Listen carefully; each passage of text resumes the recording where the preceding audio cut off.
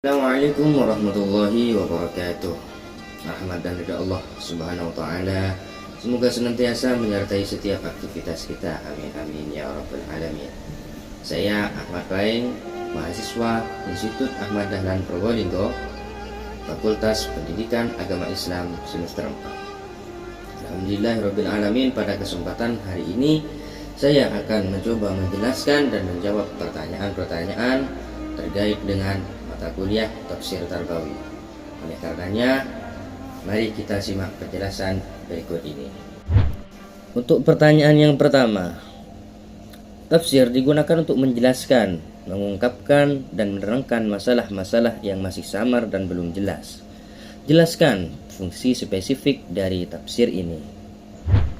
Tafsir sendiri dalam konteks keagamaan Islam adalah penjelasan terhadap teks-teks suci Al-Quran dan hadis Nabi Muhammad SAW. Fungsi spesifik dari tafsir adalah yang pertama, menerangkan makna yang samar atau tidak jelas.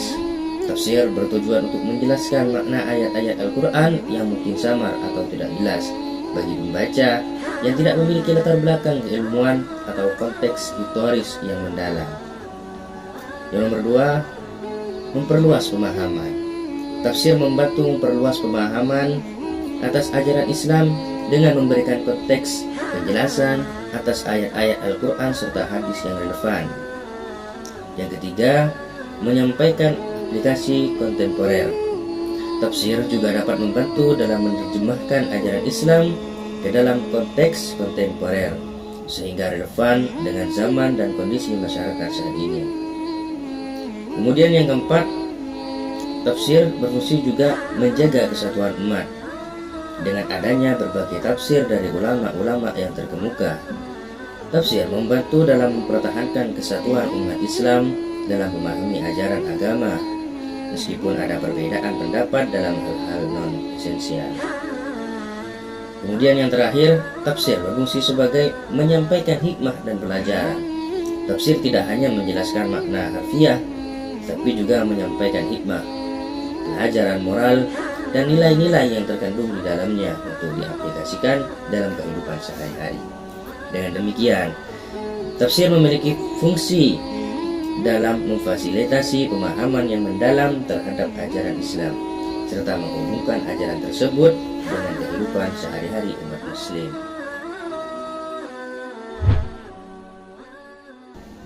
Kemudian pertanyaan yang kedua, apakah Al-Quran dan hadis mengandung panduan mengenai pentingnya evaluasi pendidikan yang dilakukan oleh para guru terhadap murid-muridnya?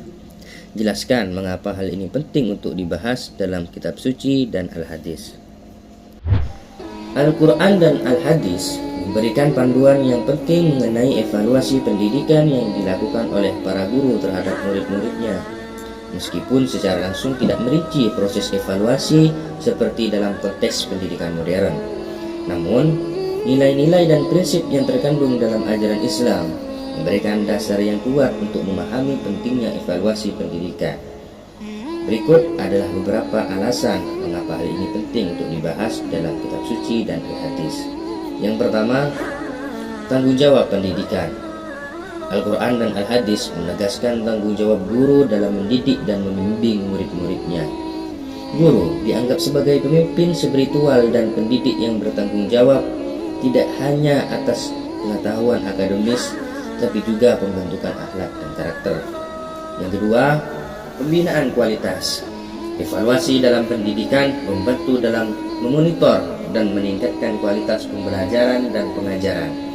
Al-Quran menekankan pentingnya memperbaiki diri dan terus-menerus meningkatkan kualitas yang secara tidak langsung relevan dengan evaluasi. Kemudian yang ketiga, keadilan dan keseimbangan. Al-Quran menekankan prinsip keadilan dan keseimbangan dalam berbagai aspek kehidupan, termasuk dalam pendidikan. Evaluasi yang adil dan objektif merupakan implementasi dari nilai-nilai keadilan ini. Yang keempat, pengembangan potensi. Al-Quran menegaskan bahwa setiap individu memiliki potensi yang harus dikembangkan secara maksimal. Evaluasi pendidikan membantu dalam mengidentifikasi kekuatan dan kelemahan murid untuk mengarahkan mereka menuju potensi terbaik mereka. Kemudian yang terakhir, untuk kemajuan komunitas. Pendidikan yang efektif dan evaluasi yang baik merupakan kunci kemajuan komunitas dan masyarakat secara keseluruhan. Al-Quran mendorong umat muslim untuk mencari ilmu dan berkontribusi secara positif dalam membangun masyarakat yang adil dan makmur. Dengan demikian, walaupun Al-Quran dan Al-Hadis tidak secara spesifik memberikan metode atau teknik evaluasi seperti dalam konteks pendidikan modern, nilai-nilai dan prinsip yang terkandung dalam ajaran Islam memberikan landasan yang kokoh untuk pemahaman yang tentang pentingnya evaluasi pendidikan yang dilakukan oleh para guru terhadap murid-muridnya. Ini juga menunjukkan bagaimana Islam memberikan panduan yang komprehensif untuk aspek-aspek kehidupan, termasuk pendidikan, dengan tujuan untuk meningkatkan kualitas hidup dan mengarahkan umat menuju kebaikan dan kesuksesan di dunia dan akhirat. Kemudian pertanyaan yang ketiga, bagaimana pandangan para mufassir tentang berbagai tujuan pendidikan yang dijelaskan dalam Al-Quran dan Al-Hadis? Para mufassir atau pakar tafsir Islam memandang berbagai tujuan pendidikan yang dijelaskan dalam Al-Quran dan Al-Hadis sebagai integral dalam pembentukan individu yang seimbang secara spiritual, intelektual, dan sosial. Berikut adalah beberapa pandangan umum para mufassir tentang tujuan-tujuan pendidikan yang tergambar dalam sumber-sumber utama Islam. Yang pertama adalah ketuhanan atau tauhid. Pendidikan dalam Islam bertujuan untuk memperkuat keyakinan dan pengabdian kepada Allah Subhanahu wa taala. Al-Quran mengajarkan bahwa pengetahuan tentang Allah dan pengabdiannya kepadanya adalah tujuan utama hidup manusia. Kemudian yang kedua, pembentukan akhlak dan karakter. Al-Quran menekankan pentingnya moralitas, integritas, kesabaran, dan keadilan dalam kehidupan sehari-hari. Pendidikan dalam Islam bertujuan untuk membentuk karakter yang baik dan mulia pada individu. Ketiga, pencarian ilmu. Islam mendorong umatnya untuk mencari ilmu, pengetahuan yang bermanfaat, dan mengembangkan potensi intelektual mereka. Pendidikan dalam Islam tidak hanya terbatas pada agama, tetapi juga mencakup ilmu pengetahuan umum yang bisa meningkatkan kualitas hidup dan kesejahteraan masyarakat. Yang nomor 4, kemajuan sosial dan keadilan. Al-Quran menyerukan kepada umat Islam untuk berkontribusi dalam membangun masyarakat yang adil, berkeadilan, dan sejahtera. Pendidikan dalam Islam bertujuan untuk menghasilkan individu yang peduli terhadap kebutuhan masyarakat dan siap untuk berperan aktif dalam perbaikan sosial. Kemudian yang terakhir, kemandirian dan kebijaksanaan. Al-Quran dan Al-Hadis mengajarkan nilai-nilai kepemimpinan yang baik, kemandirian, dan kebijaksanaan dalam menghadapi berbagai tantangan kehidupan. Pendidikan dalam Islam bertujuan untuk mengembangkan individu yang dapat mengambil keputusan yang baik dan bertanggung jawab. Para mufassir menafsirkan ayat-ayat Al-Quran dan Al-Hadis Nabi Muhammad SAW secara holistik untuk mendapatkan pemahaman yang komprehensif tentang tujuan pendidikan dalam Islam. Mereka juga mempertimbangkan konteks historis, kebutuhan zaman untuk menerapkan prinsip-prinsip Islam dalam konteks pendidikan modern. Dengan demikian, pandangan para mufassir membantu umat Islam dalam memahami bahwa pendidikan tidak hanya tentang akademik, tapi juga tentang pengembangan spiritual, moral, dan sosial yang holistik.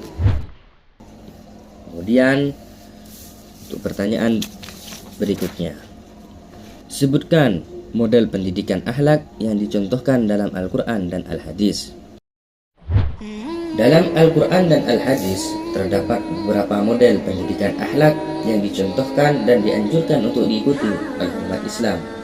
Berikut adalah beberapa contoh model pendidikan akhlak yang terdapat dalam sumber-sumber utama Islam. Yang pertama, keteladanan Nabi Muhammad SAW. Nabi Muhammad SAW adalah teladan utama dalam segala aspek kehidupan, termasuk dalam hal akhlak. Hadis-hadis yang menggambarkan sifat sabar, kejujuran, kebaikan, kasih sayang, dan sifat-sifat mulia lainnya dari Nabi Muhammad SAW menjadi pedoman utama bagi Islam dalam membentuk akhlak yang baik. Kesabaran dan keadilan. Al-Quran menekankan pentingnya kesabaran dalam menghadapi cobaan dan ujian kehidupan. Contoh-contoh kesabaran yang diberikan oleh para nabi seperti Nabi Ayub alaihissalam, Nabi Yunus alaihissalam menjadi inspirasi bagi umat Islam dalam menghadapi kesulitan dengan penuh pasrahan kepada Allah Subhanahu wa taala. Keadilan juga ditekankan sebagai nilai penting dalam berinteraksi dengan sesama manusia. Yang ketiga, kebaikan dan kasih sayang. Al-Quran mendorong umat Islam untuk berbuat baik kepada sesama manusia, termasuk kepada orang-orang yang lemah dan membutuhkan. Hadis juga mengajarkan pentingnya kasih sayang dan belas kasihan terhadap makhluk Allah yang lain. Kemudian yang keempat, kesederhanaan dan kemandirian. Al-Quran menolak sikap berlebihan dan menekankan pentingnya hidup sederhana. Contoh-contoh kemandirian dalam menghadapi tantangan hidup juga dapat ditemukan dalam kehidupan Nabi Muhammad SAW dan para sahabatnya. Kemudian yang terakhir, keteladanan sahabat Nabi. Sahabat-sahabat Nabi adalah contoh-contoh nyata dalam menerapkan ajaran agama Islam dalam kehidupan sehari-hari. Mereka menunjukkan keberanian, kesetiaan, penghormatan, dan akhlak yang mulia dalam berbagai situasi kehidupan. Melalui contoh-contoh ini, Al-Quran dan Al-Hadis memberikan pedoman yang jelas bagi umat Islam dalam mengembangkan akhlak yang baik dan menjadi individu yang bermanfaat bagi diri sendiri, keluarga, masyarakat, dan umat manusia secara luas. Kemudian pertanyaan yang nomor 5. Banyak ayat Al-Quran dan Al-Hadis yang bisa menginspirasi pengembangan sains dan teknologi di era globalisasi saat ini. Sebutkan beberapa ayat dan hadis tersebut. Namun demikian, mengapa umat Islam masih tertinggal dalam perkembangan sains dan teknologi? Memanglah benar bahwa Al-Quran dan Al-Hadis mengandung banyak ayat dan hadis yang bisa menginspirasi pengembangan sains dan teknologi di era globalisasi saat ini. Berikut adalah beberapa contoh ayat dan hadis yang relevan. Yang pertama, ayat tentang tadabbur, meditasi, dan penelitian. Contoh ayat ini sudah diterangkan di dalam Al-Quran surat Al-Anbiya, yang artinya, dan apakah orang-orang kafir tidak mengetahui bahwasanya langit dan bumi itu keduanya dahulu adalah suatu yang padu. Kemudian kami pisahkan antara keduanya, dan dari air kami jadikan segala sesuatu yang hidup. Maka mengapa mereka tiada juga beriman? Serta juga diterangkan juga di dalam Al-Quran surat Ar-Rum, yang artinya, dan di antara kebesarannya ialah penciptaan langit dan bumi, perbedaan bahasa dan warna kulitmu. Sungguh pada apa yang demikian itu benar-benar terdapat tanda-tanda bagi orang-orang yang mengetahui. Yang mana hal ini menyerukan untuk memperhatikan tanda-tanda kebesaran Allah di alam semesta, memberikan dasar untuk mengembangkan ilmu pengetahuan tentang alam dan teknologi. Kemudian hadis tentang ilmu pengetahuan. Hadis yang mendorong umat Islam untuk mencari ilmu seperti menuntut ilmu adalah wajib bagi setiap muslim. Hadis riwayat Ibnu Majah memberikan dorongan untuk pengembangan ilmu pengetahuan dan teknologi. Kemudian yang ketiga, ayat tentang penyembuhan. Ayat-ayat yang menyebutkan tentang obat-obatan dan penyembuhan, yang mana yang sudah diterangkan dalam Al-Quran surat An-Nahl, yang artinya, kemudian makanlah wahai lebah dari segala macam buah-buahan, lalu tempuhlah jalan-jalan Tuhanmu yang telah dimudahkan bagimu.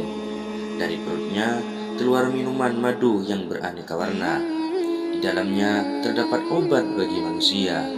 Sesungguhnya pada apa yang demikian itu benar-benar terdapat tanda kebesaran Allah bagi kaum yang berfikir. Allah Subhanahu wa ta'ala menciptakan berbagai obat untuk penyembuhan bagi manusia, memberikan dasar etika ilmiah dan pengembangan kedokteran dan obat-obatan. Meskipun Islam memiliki dasar-dasar yang kuat untuk pengembangan sains dan teknologi, umat Islam masih menghadapi tantangan dalam hal ini. Berapa alasan mengapa umat Islam mungkin tertinggal dalam perkembangan sains dan teknologi, termasuk Yang pertama, pendidikan yang riset dan tidak memadai. Banyak negara dengan mayoritas penduduk muslim menghadapi tantangan dalam sektor pendidikan dan riset, termasuk kurangnya pendanaan untuk riset ilmiah, infrastruktur pendidikan yang kurang memadai, dan kekurangan sumber daya manusia yang terlatih. Untuk mengatasi ketertinggalan ini, perlu adanya upaya bersama dari pemerintah, lembaga pendidikan, dan masyarakat untuk meningkatkan pendidikan dan penelitian ilmiah, inovasi, dan pengolahan sumber daya secara efektif. Dengan demikian, umat Islam dapat lebih baik memanfaatkan potensi ilmiah dan teknologi untuk kemajuan yang lebih besar di era globalisasi ini. Kemudian untuk pertanyaan berikutnya, apakah benar bahwa masalah yang berkaitan dengan pendidikan sosial, ekonomi, budaya, bahkan politik semuanya mencakup dalam Al-Quran dan Al-Hadis? Sebutkan dalil yang membahasnya dan mengapa hal ini penting untuk dibahas.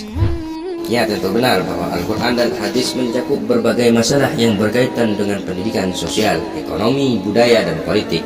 Ini mencerminkan sifat komprehensif dalam ajaran Islam yang mengatur aspek-aspek kehidupan manusia secara menyeluruh. Berikut beberapa dalil dari Al-Quran dan Al-Hadis yang membahas masalah-masalah tersebut. Yang pertama, pendidikan sosial dan budaya. Al-Quran menekankan pentingnya menjaga hubungan sosial yang baik, seperti di dalam Al-Quran surat Al-Hujurat ayat 49 yang membahas pentingnya perdamaian dan kesepakatan di antara umat manusia. Hadis yang menegaskan bahwa hidup setiap muslim adalah saudara bagi sesama muslim lainnya dan wajib untuk saling mencintai, menghormati, menunjukkan nilai-nilai sosial dalam Islam. Yang kedua, pendidikan ekonomi. Al-Quran memuat petunjuk tentang dalil dalam urusan ekonomi dan perdagangan, seperti dalam Al-Quran surat Al-Baqarah ayat 188 yang mengatur tentang transaksi jual beli. Hadis yang mengatur zakat, infak adalah dan sedekah bagian dari kewajiban ekonomi umat Islam, menunjukkan penelitian Islam terhadap kesejahteraan ekonomi masyarakat. Yang ketiga, pendidikan politik. Al-Quran dan Hadis memberikan petunjuk tentang prinsip-prinsip keadilan dan pemerintahan dan kepemimpinan, seperti di dalam Al-Quran surat An-Nisa ayat 58 yang menyuruhkan kepada pemimpin untuk menjalankan keadilan dan amanah dengan baik. Hadis yang mengatur tentang bertanggung jawab dan hak-hak umat terhadap pemerintah serta pentingnya keterlibatan aktif dalam urusan umum, menunjukkan memperhatikan Islam terhadap aspek politik. Mengapa hal ini penting untuk dibahas dalam Al-Quran dan Al-Hadis? Yang pertama, sebagai pedoman hidup yang komprehensif. Al-Quran dan Al-Hadis memberikan pedoman hidup yang komprehensif untuk umat Islam, tidak hanya dalam urusan ibadah, tetapi juga dalam segala aspek kehidupan sosial, ekonomi, budaya, dan politik. Hal ini membantu umat Islam untuk hidup secara seimbang dan harmonis di dunia ini. Kemudian, yang nomor dua, relevansi universal. Ajaran-ajaran Islam tidak terbatas pada waktu atau tempat tertentu, melainkan relevan untuk semua masyarakat dan zaman. Membuat masalah-masalah sosial, ekonomi, budaya, dan politik dalam Al-Quran dan Al-Hadis.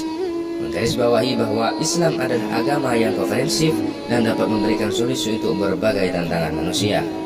Pemeliharaan keadilan dan keseimbangan. Diskusi tentang masalah-masalah ini membantu memelihara keadilan sosial, ekonomi, dan politik di dalam masyarakat muslim, serta membangun harmoni antara umat dan negara dalam kerangka syariat Islam. Dengan mempertimbangkan ajaran-ajaran ini dengan baik, umat Islam diharapkan dapat menghadapi dan menyelesaikan berbagai masalah yang dihadapi dalam kehidupan sehari-hari dengan cara yang sesuai dengan nilai-nilai Islam yang mulia.